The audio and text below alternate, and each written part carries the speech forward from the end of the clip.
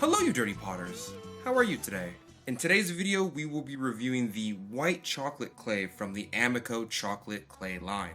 AMACO has recently released 3 new clay bodies within a line they call their chocolate line. There's white chocolate, milk chocolate, and dark chocolate respectively, getting darker as you go down the line. The really special thing is that they promise the milk chocolate and dark chocolate do not bloat at cone 6 oxidation, which is our usual firing standard. A problem in the clay world that has plagued us for a very long time. And let me tell you, I have been playing with those clay bodies and they are doing a bang up job of beating out the competition. But in today's video, we will be testing what I assume is the base to those colored clays, their white chocolate clay, which is a porcelain type of stoneware clay that vitrifies at cone 5 and 6. We're going to put it through the ringer from the throwing stage all the way to the fully fired glaze stage and talk about it and review it, see what we have going on in this clay body. I do want to mention that AMACO is sponsoring this video, and although they are sponsoring the video, this will be an honest review. I've made it very clear to AMACO that if I find anything wrong or undesirable about this clay body, I will be saying it on camera. But also, no ads on the video because AMACO sponsored us. God, I just hate clicking skip ad every 7 minutes. God, drives me insane. With that being said, let's get started.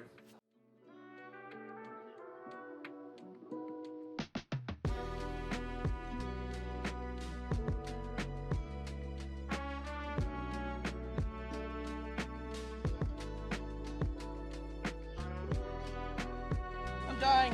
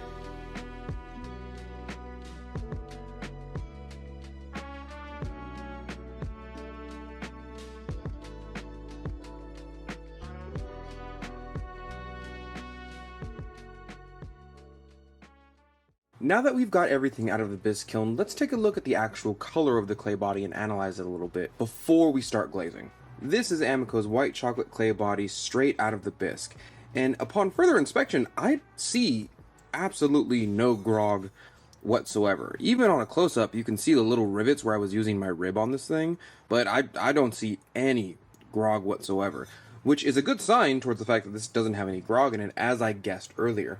When we look at something like B mixed with grog, even if we go a little bit closer up, you can tell that even though they're similar in color, well, this one's a little more yellow, honestly, but you can see the grog inside of the clay body if you look close enough.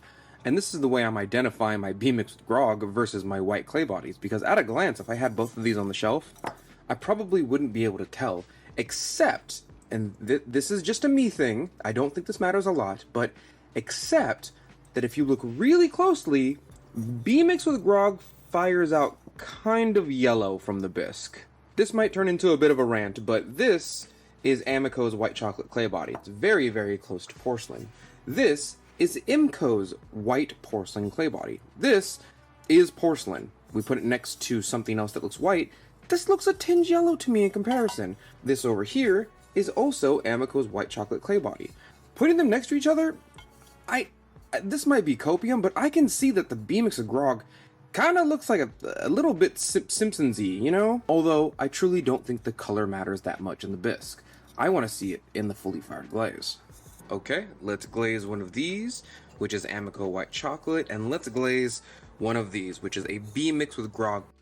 That's embarrassing. Cup. I'm not crazy. Might be a little crazy, but that's beside the point. I also made a stack of bowls that we can play with because Project Empty Bowls is coming up pretty soon. If you know what that is, I will link it down below, and I always participate in Sacramento. But thankfully, I made enough bowls to do a couple of tests on, so let's pick out... Oh, that'll do. That'll do right there. Let's glaze these two. Let's do some Lunar Pink from AMACO and some Ancient Copper before the new recipe. That's right. I have the vintage. I don't like where this is going.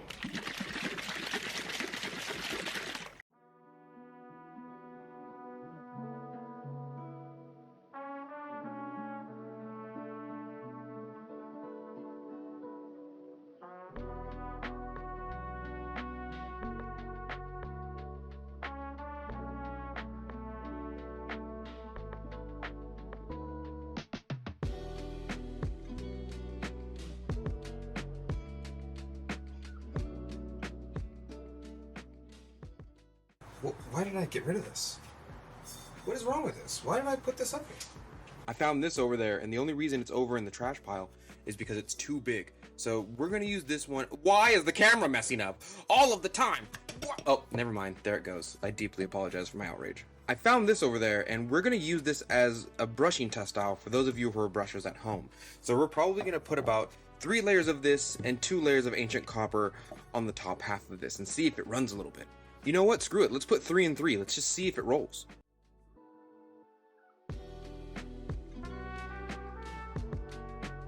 Another one. Another one. Another one. Another one. Another one. And another one. That was a lot of layers of Ancient Copper. I'm gonna call that about 5 or 4 layers, just because I have put water in this glaze, and you can probably tell by my application, it has a bit of water in it. So I know that visually I just put on about, 8 layers, but we're gonna call that about 4 or 5, because this bottle is shiz a watery. This, however, Extra thick. still thick. Where's my paintbrush? Margaret, where'd you put my paintbrush? I found it. I just want you guys to know that in no other universe would I be painting this stuff on. As we've proven many times in the video, I'm not a fan of painting or brushing my glaze on. I'm a freedom fighter. I'm a trailblazer. I'm trying to fight the patriarchy of painting. The patriarchy. Yeah, I'm not a slave to the to the patriarchy. That is going to make someone mad, but I tell you what, that was hilarious, and if you don't think so, we can't be friends. Let's do a little reverse here. Let's put Lunar Pink on the outside. and something else on the inside, you know? Lunar pink, roll it around, dump it out.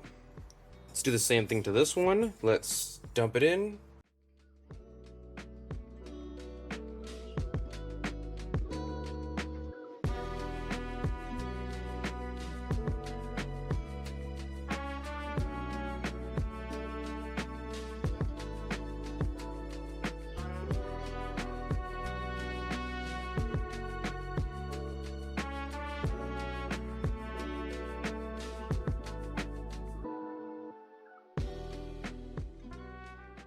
Here's an idea. Here's a crazy idea. I know this is an AMACO video and I should be using AMACO glazes, but I think lunar pink would look really good with some high gloss black. It sort of doesn't matter what black you use, but granted you can argue about the base, but the majority of blacks have red iron oxide and cobalt in them. And I do know that lunar pink is a pretty stable phase separation glaze. I've never tested what happens if I mixed it with something that's relatively dark versus the lunar pink lightness. So let's try some high gloss black. I have a bucket of it here.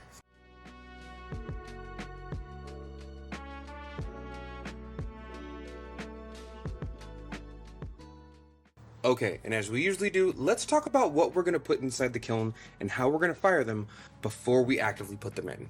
This here is a white chocolate clay body from AMACO. This is part of their new clay body. This is mainly what we're testing today. The glaze on top is a poured on old school version of ancient copper. The same thing can be said about this one here. The difference is that this is a B mix. The feeling of failure.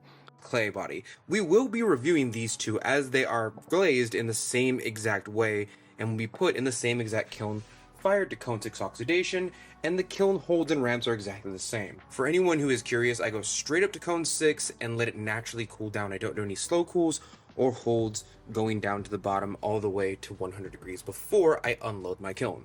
That's actually a lie. I unloaded at like 400, but it doesn't matter. This here is ancient copper with lunar pink on top. This is also a white chocolate clay body, and this is going to work as a pretty good standard test versus this right here. I know most of you are probably curious about the difference in between these two, but in playing with this glaze body, I really don't think that there's going to be much of a difference in between these two. This is a white clay body, and ancient copper is going to work great on it. This is a white clay body, ancient copper is going to work great on it. The main thing that I value out of white chocolate is that it gets to a fully vitrified state at cone 5 and at cone 6.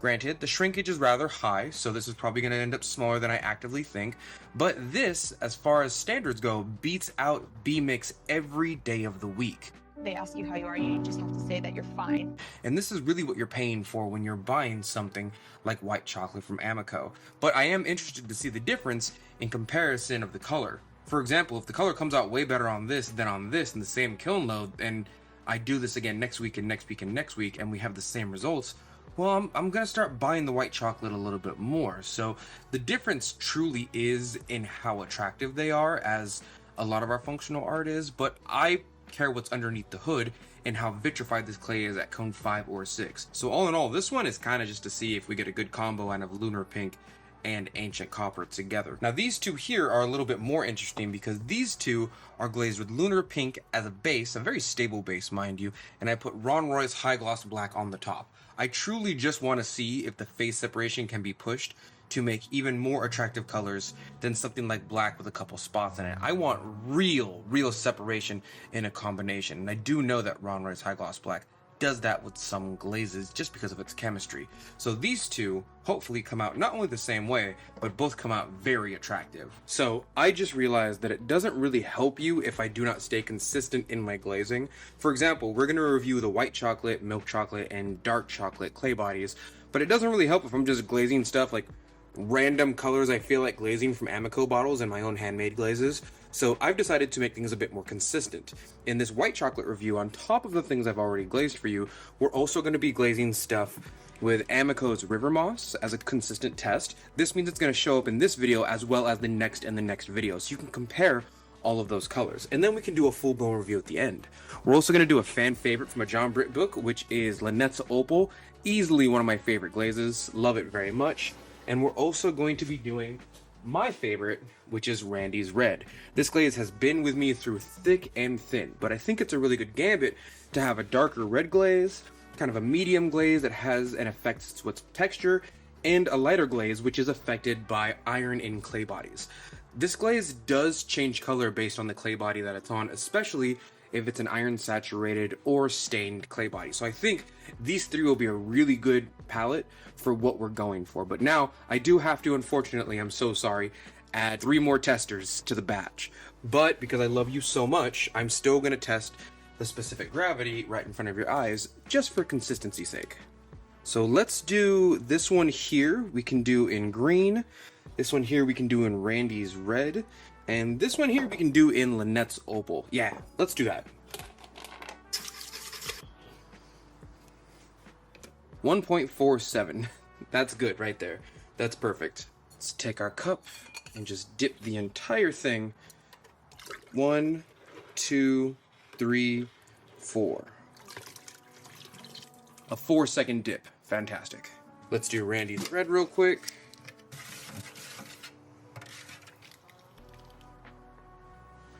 .37. That's pretty close to what I got last time. I got 1.38 last time, so that's really close for Randy's Red.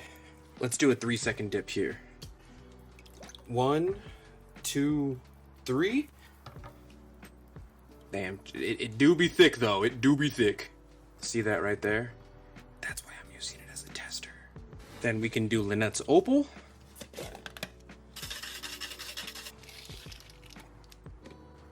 Nope. All right, 1.4, pretty good. Let's 3 it. 1, 2, 3. Okay, and before we actively put these inside of the Cone 6 oxidation kiln, let's talk about what we're putting in. This one that you just saw me do is a 3-second dip on a white clay body. This is white chocolate from the AMACO company, and this is going to be Lynette's Opal fired at Cone 6 oxidation. So this here is Lynette's Opal. This one here is a dragon scale cup. Of course it has a crack in it, which is why we're using it as a tester, but this is Randy's Red on a white chocolate clay body from AMACO. This, oh no, oh, Bobby, oh, it's still wet. Oh, look what I did. Look what I did. I don't even care. You know what? Probably not, I'm calling it now, probably not even gonna show up. You don't even have to worry about it. Probably not even gonna show up. Probably not even gonna show up. Editor, if it shows up, take it out, please, dear God, take that out. This one here is white chocolate with river moss. I believe this is a 4-second dip, and we did weigh the specific gravity. I'm interested to see how this one comes out. I've never tested river moss on a white chocolate clay body. I've done it on a B-Mix of Grog, on a porcelain clay body, but this is my first time doing it with white chocolate. And I've worked with this clay body quite a bit as well. All the clay bodies AMACO gave me, I've worked with quite a bit. I'm even in the process of reconstituting some of it, so we'll figure that out as well. But this one should be pretty standard for us, as we've reviewed this before on the channel. Okay, with that being said, here are all of our testers. Let's put them in the kiln. Okay, now that everything's out of the kiln, let's take a look at this white chocolate clay body. Let's take a look at our Lynette's Opal test first, as this is the most revealing of all of the glazes we could do on any of the AMACO clay bodies.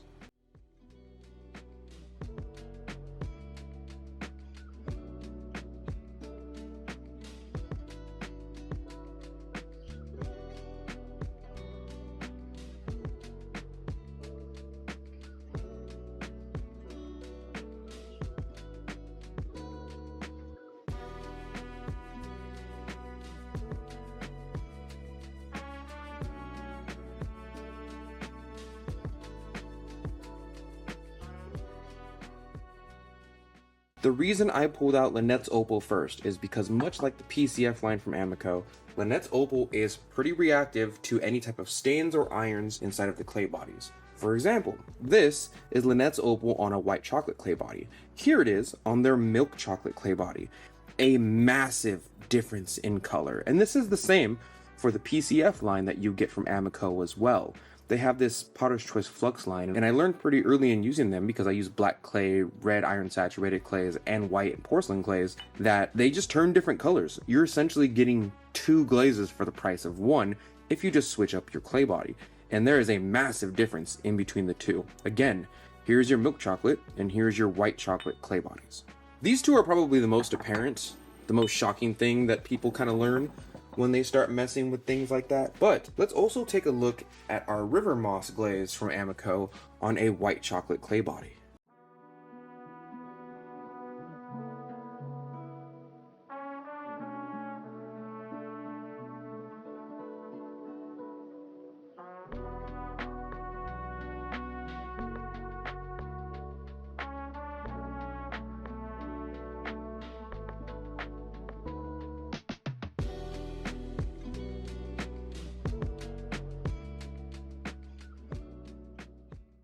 We have done a review on the milk chocolate clay body with river moss, and the milk chocolate came out way better with river moss. I do think that's a difference in application. I think I dipped this for maybe 1 second less than I ought to have, because I'm getting this beautiful color here, but not here. It's turning this type of celadonish color right here. But this is the white chocolate clay body. You know, nothing's wrong with it. It did take good glaze.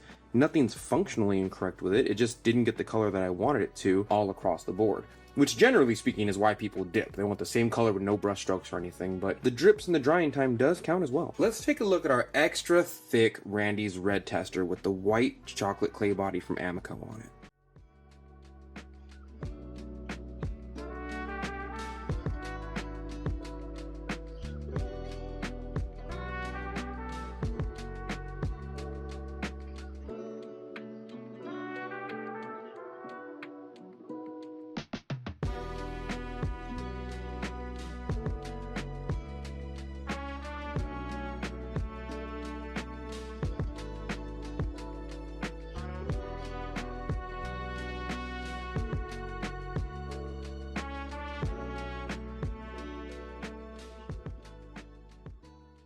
Unfortunately, the Randy's Red didn't come out as red as I wanted it to, but I will say this was like a 4-second dip at 1.4 specific gravity with a glaze that is already massively thick. It has a lot of iron in it and a lot of gristly borate in it, and that kind of stuff makes it extra thick. That being said, still a beautiful color as far as the white chocolate clay body goes.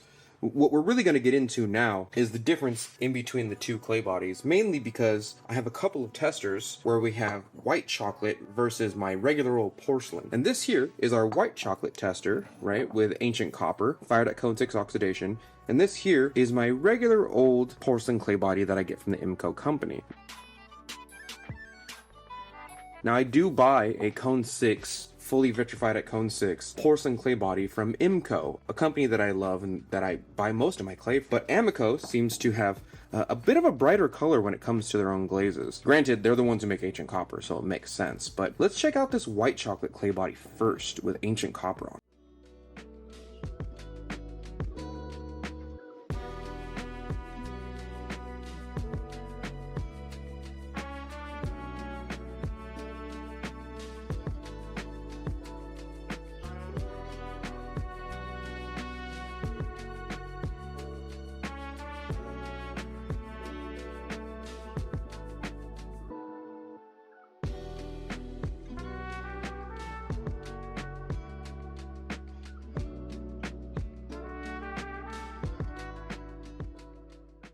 Beautiful standard ancient copper, turns red as promised. Little light crystals right there, just like I like my ancient copper. Now let's check it out on the AMACO cone 6 porcelain that I bought earlier, because this is treated the same exact way. I've poured both of them on, and the main difference is that one's a bit darker, and I'm not sure why, because I don't make the clay body from AMACO. Although this is my most standard clay body that I work with, it did seem to turn a bit more dark in some spots. No, you know what? I take that back. That's pretty much the same result. I take that back. I'm sorry, AMACO. I take that. There, in fact, doesn't seem to be much of a difference in between the porcelain clay body and the white chocolate clay body. And you know, I want to take a second here to kind of delve out those definitions. I don't know the actual definition in between a white, no grog produced clay body that vitrifies at cone 5 and or 6 and a porcelain that knowably, or at least contextually, kind of does the same thing. In my eyes, what you're doing when you're buying a white chocolate clay body is you're just buying a porcelain. You're just buying porcelain, right? Like, that's essentially what you're doing. And in my eyes, this is kind of like the difference in between B-mix that doesn't vitrify at cone 6 and doesn't meet FDA standards and it's things of that nature, and one that does. but that's essentially what you're paying for when you're using white chocolate from AMACO. You are paying for that safety net and that vitrification, as well as that tight, strong clay body. It is a premium clay. I do think that the majority of you just care if you're getting the color white and clarity on your color, but the glaze nerds out there and the clay nerds out there are probably caring far more about the other barometers that I just set. Let's take a look at this clay body right here. This is white chocolate, and we actually have two of these. Came out the same exact way.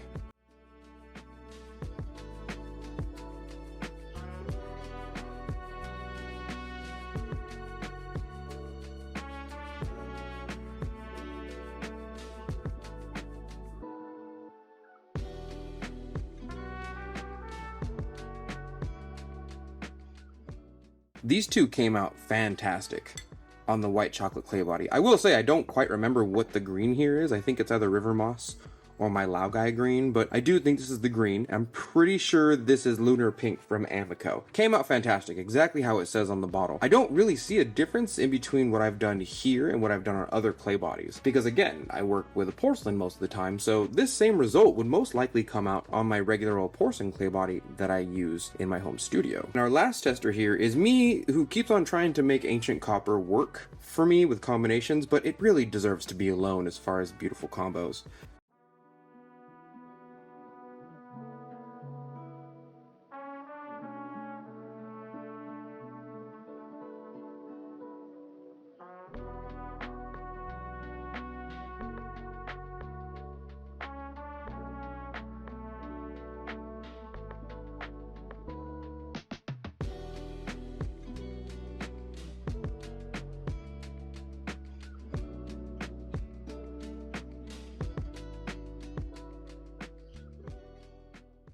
I think I keep thinking that one day I'm gonna get a combination of ancient copper with something, and then I'll have a reason to use all of my ancient copper that I've been saving up over the past like 3 years. But it hasn't happened yet, you know, and I see AMACO releases ancient copper combinations, and sometimes I'm just like, I don't really want those ones, I want something better. So I keep trying to test them myself, but I can't find one. And then I wonder why there's so many dings and nicks in my table. Well, thank you, Dirty Potters, for joining me today for the review of the AMACO White Chocolate Clay Body. Keep in mind that even though this is an honest review, AMACO is sponsoring this video, which means two things. Number one, thank you, AMACO, we appreciate it very much. And number two, there's no ads on this video, which is a win for everyone. Oh, I hate ads. Keep in mind that this white chocolate clay body will be linked down in the description below if you want to check it out and its price. We're going to be doing one final review, reviewing all of the clay bodies together, so watch out for that. In the meantime, thank you, Dirty Potters, for joining me today. Remember to click the like button if you like this type of content, and I will see you, Dirty Potters, next week. Thank you for your patronage.